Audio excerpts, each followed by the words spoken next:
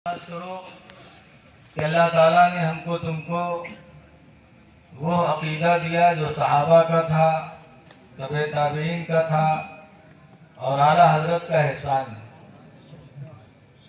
कि उनके जरिए वो अकीदा हमको मिला। आला हजरत फजल बरेलवी रज़ी अल्लाह ताला अन्हु आज दुआ तबीज वाले का देखे हुए आला हजरत भी ताबीज लिखते थे। गुजरात से एक साहब आए बरेली ताबीज लिखवाने। अब गुजराती मालदार होते हैं, बहुत बढ़िया मिठाई के डब्बा लेके आए। आला हजरत को पेश किया, आला हजरत ने अंदर भिजवा दिया, बिठाला, खैरियत पूछी, फिर पूछे कैसे आना हुआ, क्या हजरत दुकान नहीं चल रही है, कोई ताबीज लिख दीजिए। तो आला हजरत ने ताबीज लिख के दिया और मिठाई का डब्बा अंदर से मंगवा के वापस कर दिया, कहा इसको ले जाओ, क्योंकि तुम आए थे ताबीज लिखवाने और वो मिठाई का डब्बा तुमने दिया है तो मोहब्बत में नहीं दिया बल्कि उसकी उजरत में दिया, ले जाओ इसको। आला हजरत जहाँ आशिक़े रसूल थे वहीं दीनदार भी बहुत बड़े थे। एक साहब आए, कहा हुजूर वजीफा बता दीजिए। उनके चेहरे दाढ़ी नहीं थी तो आला हज़रत ने फरमाया वजीफा पढ़ना मुस्तहब है और दाढ़ी रखाना वाजिब है, और वाजिब तुमने अदा नहीं किया तो मुस्तहब कहाँ से कबूल होगा। पहले वाजिब अदा करो फिर मुस्तहब के लिए पढ़ो। आला हज़रत ने कोई वजीफा नहीं बताया, चले गए। कुछ दिनों के बाद जब दाढ़ी रखा के आए तब आला हज़रत फरमाते हाँ अब वाजिब तुमने सजा लिया है, वजीफा भी पढ़ोगे अल्लाह कबूल करेगा। यहाँ इसके रिसालत की दौलत आला हज़रत से मिली है, वही दीनदारी भी आला हज़रत से मिली। बहरकैफ कुरान की एक आयत मैंने पढ़ी, बड़ी खुशी हुई। स्टेज पर आने के बाद बड़े पुराने साथी हजरत अल्लामा मौलाना सिद्दीक साहब किबला, फरागत के बाद आज पहली ज़ियारत हुई। हम भी बूढ़े हो गए, भी बूढ़े। हजरत अल्लामा कमरुद्दीन साहब किबला अभी तकरीर कर रहे थे, लेकिन आप लोगों को तरस आना चाहिए कि हजरत के बदन में सिर्फ हड्डी ही हड्डी है। अल्लाह जाने नजराना कहाँ लेके जाते, लेकिन आवाज में गरज है माशाअल्लाह। इसके रसूल की दौलत है तो गोश्त हो ना हो लेकिन काम वही करेगा। बिरादरी ग्रामी हजरत कारी मुश्ताक रज़वी साहब किबला ने मुझे फ़ोन किया, जनाब हाफिज मोहम्मद इरफान और उनके साथियों की दावत पर मैं हाजिर हुआ। बहरहाल कुछ बातें जल्दी जल्दी सुन लीजिए। 12 बजे मैंने सोचा था तकरीर करके वापस होंगे, लेकिन 12 बजे तकरीर शुरू हुई। अल्लाह ताला कुरान करीम में फरमाता इन्नल्लाह अस्तरा मिनल मुमिनीन, बेशक अल्लाह ताला ने मोमिनों से खरीद लिया, मुसलमानों से अल्लाह ने सौदा किया। क्या? दो चीज़ों, अनफुसहुम व अमवालहुम, मोमिनों की जान को अल्लाह ने खरीद लिया और उनके माल को भी खुदा ने खरीद लिया। जान भी उसी की दी हुई और माल भी उसी का दिया हुआ, दिया भी फिर खरीदा। और कायदा है कि जब कोई चीज खरीदी जाती है तो बदले में कुछ न कुछ दिया जाता। अल्लाह ताला ने जान और माल को खरीदा तो बदले में अल्लाह ने मुसलमानों को क्या दिया है? तो कुरान कहता है अन्ना लहुमुल जन्नह, जानो माल के बदले में अल्लाह ने मोमिनों को जन्नत दे दी है। जन्नत दी है मोमिनों तुमको।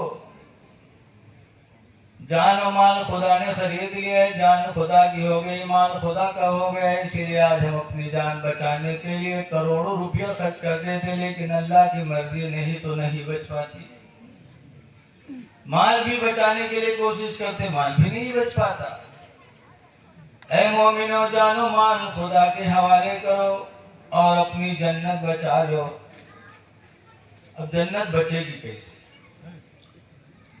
जन्नत बचाने के लिए कोई फोर्स की जरूरत नहीं है, दोस्तों की जरूरत नहीं है, तलवार की जरूरत नहीं है।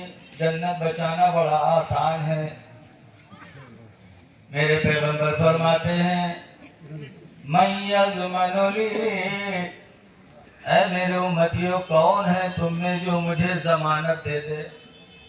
मुझे जमानत दे दे कौन है? किस चीज की जमानत?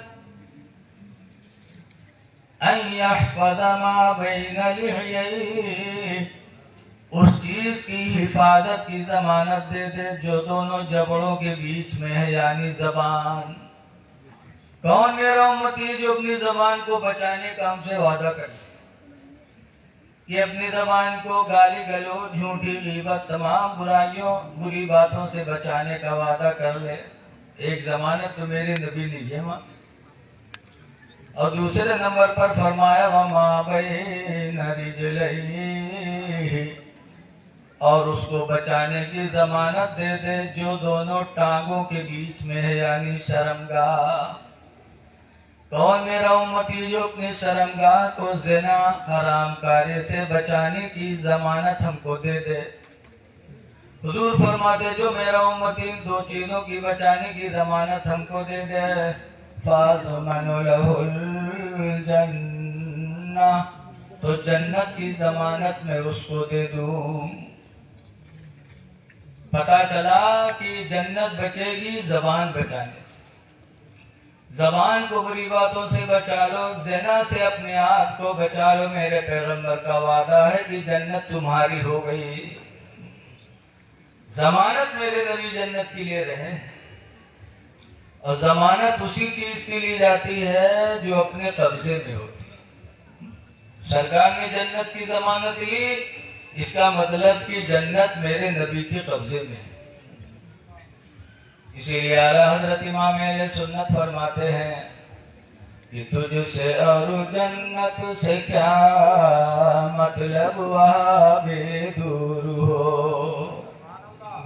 तुझसे और जन्नत से क्या मतलब, वहाँ बेदूर हो। हम रसूलुल्लाह के, जन्नत रसूलुल्लाह की। तो जबान को बचाओ बुरी बातों से। आजकल बहुत से लोग कहते हैं इतनी मुसीबत मुसलमानों पर फरत है, इतनी दुआ मांगा जाता है, अल्लाह का सुनते नहीं है। का अल्लाह सब कुछ सुनता है। ये जगह गए, कुछ लोग खड़े रहे मिलाद मांग कर, भैया इधर आओ बैठो। इन काय मौलाना साहब मिलाद फाटिल को धस नहीं रहते। अरे मान धस। आज आदमी अपने अमाल को नहीं देखता। दुआएं क्यों नहीं कबूल हो रही है? कभी आपने सोचा? एक बुजुर्ग थे हजरत बाबा फरीदुद्दीन गंजे शकर, बहुत बड़े पीर थे। एक जलसे में तकरीर कर रहे थे तो इनके मुरीद लोग कुछ आए और हाथ जोड़ा, कहा बाबा फरीद बड़ी गरीबी के दिन, बच्चे फाका करते हैं, बाबा फरीद दुआ कर दो, बड़ी परेशानी के दिन है। पहले मुरीद लोग पीर से मदद मांगने आते थे, अब मामला उल्टा हो गया। अब पीर लोग चले थे मुरीदन पास। सब पीर को नहीं कहेंगे, अल्हम्दुलिल्लाह इस वक्त भी कुछ अल्लाह के नेक बंदे हैं, लेकिन अक्सर पीरन के यही जब घटी बचलते हैं मुरीदन के दौरा पे। लेकिन बाबा फरीद ऐसे पीर थे, जब मुरीदों ने कहा बाबा हुजूर दुआ कर दीजिए, बड़ी गरीबी के दिन है, बच्चे फाका करते हैं, तो बाबा फरीद ने फरमाया जा मिट्टी का ढीला ले आओ। तो मिट्टी का ढीला लेके आए। बाबा फरीद ने लिया, बोला कि दरूद शरीफ पढ़ा, 3 मरतबा कुल वल्लाह पढ़ के फूंक छोड़ा, तो मिट्टी का ढीला सोना हो गया।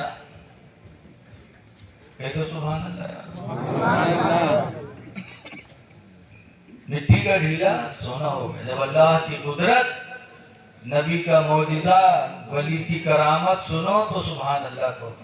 ये अल्लाह पाक है, ऐसा कर सकता है, अल्लाह मजबूर नहीं है। मिट्टी का हीरा सोना बन गया। बाबा फरीद ने मुरीदों को दिया, कहा जाओ बेच कर अपनी जरूरत पूरी कर लो। मुरीद गए, बेचा, माला माल हो गए। लेकिन उस जलसा में यहाँ बहुत आदमी रहे। एक आदमी देखे तो कहीं शरीर बहुत ये तो सोना बनाना बड़ा आसान है, तो आज पता चला है हो। अव्वल आके जरूर पढ़ो, 3 मरतबा कुल वल्ला पढ़ो, फूंक छोड़ो, सोना तैयार। मैं मिलाद से उठा और गवा घरे नेहरुआ सोवत रहा है। गवा जगह उठ रे उठ, जब मिट्टी का ढीला लेके आओ। तो चौकी कहीं थी 12-1 बजे रात की, मिट्टी ढीला का कर जल्दी कर, बाद में पता नहीं बने न बने रे, जल्दी कर। तो रतिया होता जो मैं कहीं का बोलो कुछ बताइयो, का बने न बने, का मामला है। तो कहा रे जल्दी कर। बाबा फरीद यहाँ बैठा था मिट्टी के ढीले पर, उन्होंने अव्वल आके दरूद पढ़ा, 3 मरतबा कुल वल्ला पढ़ के फूंक छोड़ा तो मिट्टी का ढीला सोना बन गया। अभी ताजा ताजा उनके महफिल से आ रहा हूँ, जल्दी कर, बाद में पता नहीं बने न बने रे। तब औरतिया के समझ में आओ। औरतिया उठी और गए खेते में या रात में, और ढीला के बजाय बहुत बड़ा चिहार ढूंढी, चिप्पा, और मोड़े फेंक के लाई हाफत ला के रखी। मर्दबा देखे तो कहीं सारे तुझे हम ढीला कहा रहा है, तो पूरा चिप्पा उठाए ले कहे रे जल्दी करो, बने तो चिप्पा की हार बने, ढीला कहे। बहुत सोचिस के पढ़े तो बच्चे थे, रखीस चिप्पा सामने। आंखें बंद की, सवाल आके जरूरत पड़े, 3 मरतबा कुल वल्ला पढ़ के फूंक छोड़ा, फिर आंखें खोला तो देखा कि वो चिप्पा वैसे धरा। तो जाने सोच जगह तो कोनो गलती हुई कि दोबारा फिर पढ़े, फिर पढ़ के फूंके, फिर देखिस, फिर शुरू की। पढ़ा पढ़ा सुबह हो गई, मुंह में फेना आएगा, लेकिन चिप्पा नहीं बदला। तब उठा और बाबा फरीद के दरबार में गया। कहा बाबा फरीद क्या मामला, आपने मिट्टी के ढीले के अव्वला से जरूरत पड़ के 3 मरतबा कुल वल्ला पढ़ के फूंक छोड़ा तो मिट्टी का ढीला सोना बन गया। मैं आपके यहाँ से जाने के बाद पूरी रात पढ़ता रहा, पढ़ते पढ़ते मुंह में फेना आ गया, लेकिन चिप्पा नहीं बदला, क्या मामला। तब बाबा फरीद ने फरमाया था, बेटा जो मैंने पढ़ा है भाई तूने भी पढ़ा है, लेकिन फर्क सिर्फ मेरी और तेरी जबान का है। अल्लाह का शुक्र है कि अपनी जबान से कभी मैंने झूठी बोली नहीं बोली, कभी किसी की गीबत नहीं किया, कभी झूठी कस्में नहीं खाई, झूठ नहीं बोला। तो अल्लाह ताला ने मेरी जबान में वो असर दे दिया कि मिट्टी को फूंक दो तो सोना बन जाए। बेटा तू भी अपनी जबान को बुरी बातों से बचा ले, फिर अल्लाह ताला तेरी जबान में भी वही असर पैदा फरमाएगा। लोगों जबान बचाओ। कुरान में अल्लाह फरमाता है, अय्युहल्लज़ीना आमनू तक़ुल्लाह, ईमान वालों अल्लाह से डरो, वक़ूलू क़ौलन सदीदा, और दुरुस्त बोलियां बोला करो। युस्लिह लकुम अअमालकुम, अच्छी बोलियों की